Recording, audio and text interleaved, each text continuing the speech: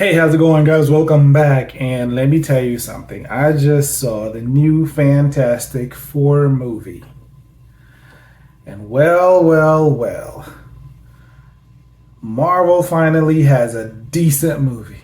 I mean, it's taken them a long freaking time, but I'm so surprised. And at the same time, I'm happy. Obviously, if you've seen my previous conversations when it comes to the Fantastic Four movie, I wasn't necessarily optimistic because everything they released up until this movie didn't really garner a lot of optimism. Not because, I mean, there's been so much from the reshoots, right, to hearing stories about them changing certain things, certain storylines, right? Some of it was weird. That there was a lot of woke stuff in it. And let me tell you something. Those trailers and everything that came out did not do this movie justice. Because this movie, I'll talk about what I didn't like at the end, which is a few things, but I loved it. I enjoyed it. I love the retro look of this movie. It's a different universe. Everybody knows about the multiverse. So it's a different universe. In this universe, the only superheroes are the Fantastic Four, right? Everybody knows they're the Fantastic Four. Everybody knows them. Everybody intimately knows them, interacts with them. It's a retro look.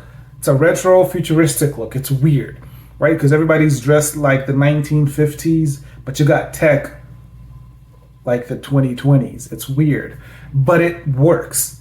We've seen certain movies that give us glimpses of either the past or the future, and things don't necessarily connect. But in this movie, I mean, the director brought it.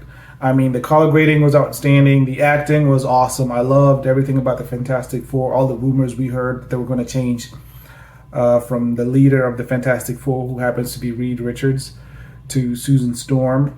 There's nothing wrong with it, but it doesn't align with the story. But obviously, that's not the case. I think a lot of people kind of misjudged a scene in that movie. I'm not really going to give out a lot of spoilers, but there's a scene where at the end, Sue Storm really takes charge. And I think a lot of people either misconstrued that, or maybe some of that got out and people thought that would be, so it created this narrative, but that wasn't the case. This movie was really good. Outside of the runtime that I didn't like, it's an hour 50 minutes. I loved all of them. I loved The Thing, Ben Rim. I liked him as a Thing. He has a comically accurate look. I didn't know if I would like it. It's CGI, but he does look good. I didn't like his voice. Usually The Thing has a deeper, you know what I mean, even in animation. But I honestly, it didn't bother me. It didn't bother me. I mean, Johnny Storm, it worked. And he actually stole the show at some point, because a lot of times Johnny Storm is kind of like the comic relief, right? He's the lovable, funny, comical, geeky, you know what I mean? Makes a lot of mistakes, especially if you've watched the other two Fantastic Four, the original two Fantastic Four movies. He wasn't necessarily the guy who people listened to. I mean, he was smart, but we didn't really get to see how smart he is. In this movie, you get to see it, but he also has, he's way more grounded in this universe. Same thing with everybody else. I loved Galactus. Galactus looked, again, comically accurate, but I loved the way they did Galactus. It really allowed us to not only get a glimpse, and he actually kind of reminded me of, there's a scene where he disconnects from his ship, right? He's about to go to Earth. And he has certain transformations that reminded me of the Transformers. I don't know why. It just gave me a glimpse of the Transformers movies, because that's kind of like how it looks. But I love how comically accurate he is, but at the same time, I love that character. You could tell he was really badass. And then obviously coming to the Silver Surfer. I really had a lot of issues with this iteration of the Silver Surfer because, again, had a really, really small imprint, right, in the comics. because she didn't really have a lot of runtime, if you could say that, in the comic books, right? Yeah. See, Norrin Rad, the original Silver Surfer. I don't know why I thought the CGI would be so bad, especially watching the trailers, right? But I actually liked her as a Silver Surfer. I did. They really gave her not only latitude to really show us who she was, but she was badass in this movie.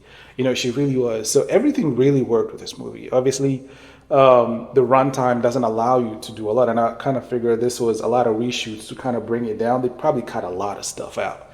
They really did.